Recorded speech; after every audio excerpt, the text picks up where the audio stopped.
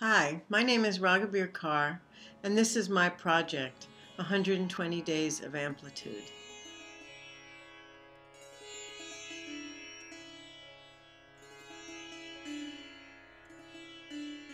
When I teach or practice yoga, I get the same feeling that I get as when I make art.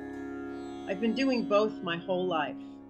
The yoga part, well, I just didn't know what it was called. It's hard to describe to someone what having a spiritual practice feels like. I think if I tell you what happened to me when I went to India, you might have a better understanding. When I went to India for the first time in 2008, it was as if I went over there with AM reception and came back with FM. When I went there a second time in 2010, I came back with satellite radio. Think of it this way: the deeper the spiritual practice, the better quality reception you can get.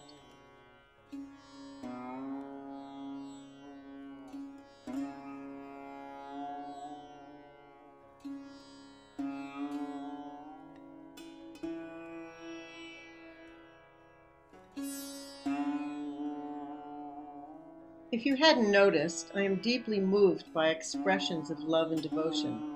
It's what I'm interested in. I've always been interested in it. I've painted people in love with people, people in love with animals, and people in love with God for as far back as I can remember. Part of the love and devotion thing is the sacred versus profane dilemma, which has intrigued artists throughout history. And believe me, I'm no exception.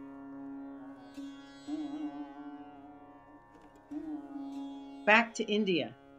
When I went in 2010, I had a profound sacred experience which I have not been able to put into any form since I returned. There I found that the sacred and the profane are perfectly balanced, at peace with one another. This is what the focus of this project will be.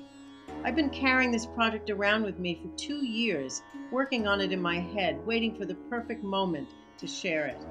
Henry Miller said that we are working on our art all the time, even in the most ordinary moments, and then it's just a matter of transfer.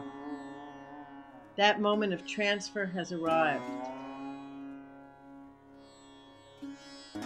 During these 120 days of amplitude, I'll be following a strict spiritual discipline designed to enhance my creative flow and spending a minimum of 3 to 5 hours a day painting in my studio.